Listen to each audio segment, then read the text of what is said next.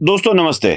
महाराष्ट्र के एक विधायक जो पहले तो महायुति के साथ थे, भारतीय जनता पार्टी के साथ थे, शिवसेना के साथ थे, वह अपने हितों की रक्षा न कर पाने के कारण चले गए, कहीं और चले गए। अब कहाँ जाएंगे पता नहीं है। वो बच्चू कडू ने कहा कि आजकल एक नया फैशन सा आ गया है कि भारतीय जनता पार्टी की आलोचना मतलब देश की आलोचना, भारतीय जनता पार्टी का विरोध मतलब देश का विरोध।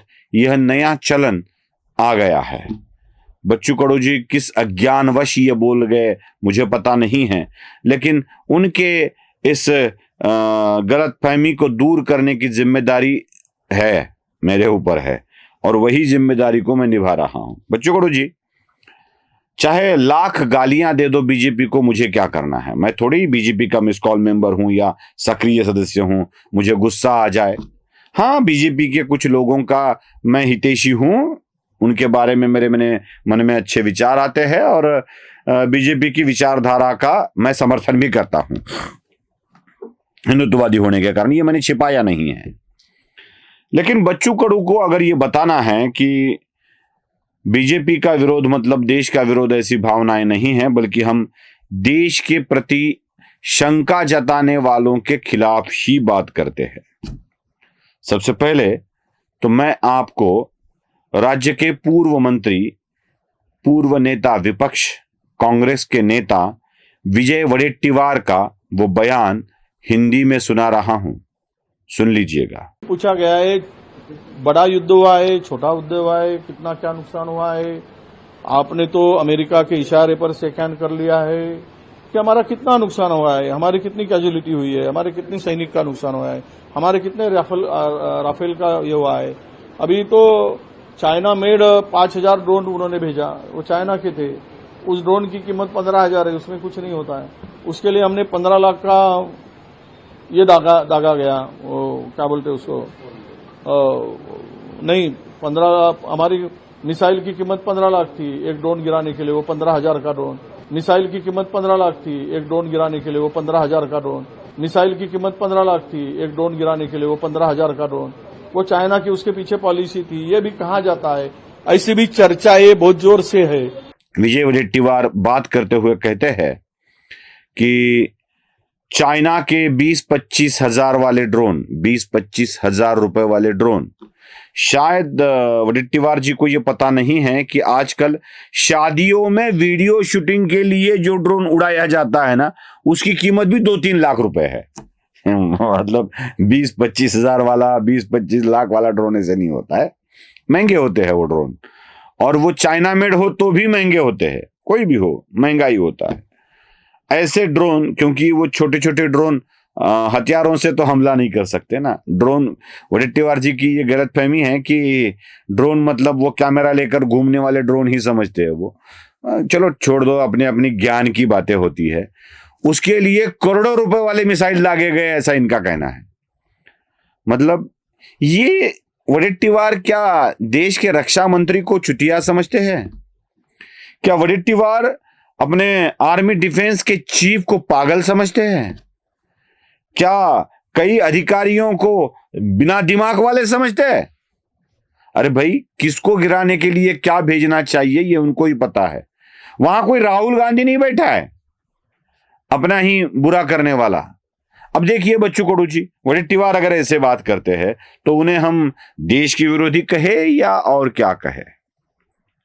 चलो और एक नमूना दिखा लेता हूं। यह हर्ष मंदेर है जो कुछ बातें करते हुए नजर आ रहे हैं, सुन लीजिए। 22,000 लोग जिनको जो जेनोसाइड का सामना कर रहे हैं, उनको हम रखने के लिए हमारा दिल इतना तंग हो गया है, हमारे साधन इतने सीमित हो गए हैं। और हम लोग नॉन रिफॉर्मेंट एक कानूनी स्थिति है कि आप उस व्यक्ति को निकाल नहीं सकते हैं जिसका जो एक जेनोसाइड के हालत में जाएगा। तो वो भी हम, और जैसे मुख्यमंत्री कहते हैं अब हम कोई कानून नहीं मानेंगे, हम कुछ नहीं मानेंगे।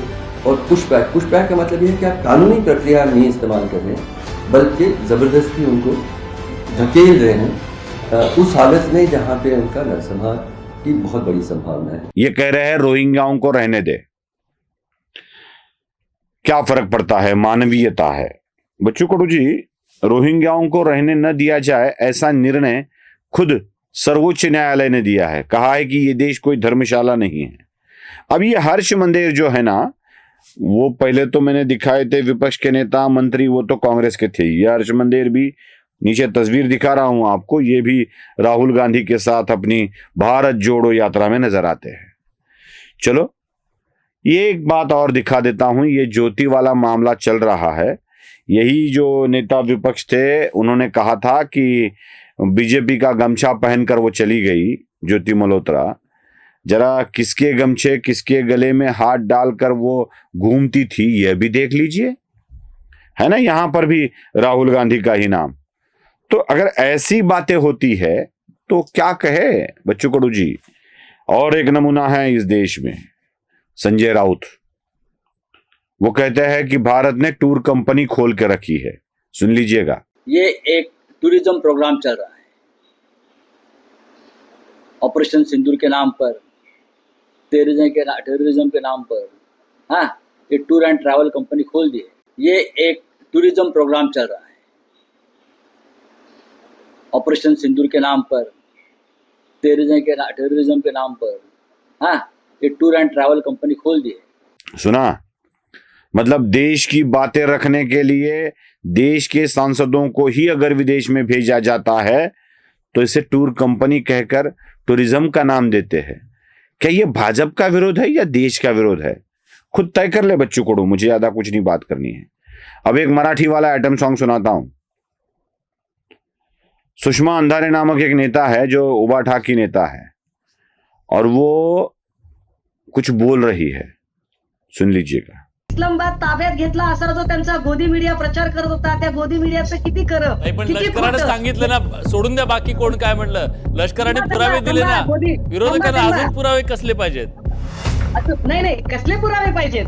अरे तुम्ही फिलाडेल्फियाचं चित्र इकडचं चित्र म्हणून दाखवता। अरे तुम्ही फिलाडेल्फियाचं चित्र इकडचं चित्र म्हणून दाखवता।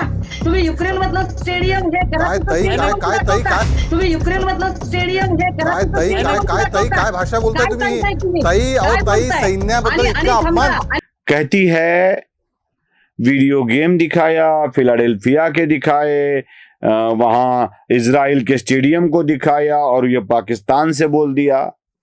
अपने ही शंका के ऊपर, अपने ही मिलिट्री के ऊपर शंका, अपने ही सैन्य के ऊपर शंका। अब इन्हें देशद्रोही माना जाए, देश विरोधी माना जाए, या कुछ और समझा जाए? बच्चू कडू जी आप ही बताइए। इतने कड़ू, मतलब कड़वे मत बनिए, क्योंकि कड़ू यह शब्द मराठी में कड़वा इस अर्थ से इस्तेमाल किया जाता है, और बच्चू यह शब्द बच्चा इस अर्थ से भी होता है। तो बच्चू जी बच्चों जैसा कड़वा न बोले। नमस्ते।